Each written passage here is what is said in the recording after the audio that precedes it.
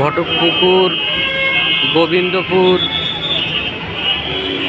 মাদ্রাসার সেক্রেটারি মুফতি মোফাজ্জল সাহেব তিনি 50,000 টাকা নিয়ে উমরায় নিয়ে যাচ্ছিলেন। কারো 6 মাস আগে, কারো 8 মাস আগে, কারো 1 বছর আগে টাকা নিয়েছিল।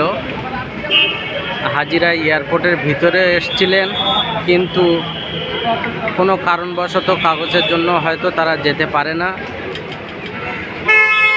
আজকে তারিখ 27শে জানুয়ারি 2025, সকাল 8টায় ফ্লাইট ছিল, কিন্তু ওরা এয়ারপোর্ট থেকে 1.5 ঘন্টা পরে বার হয়ে বাড়ির দিকে রওনা দিচ্ছে।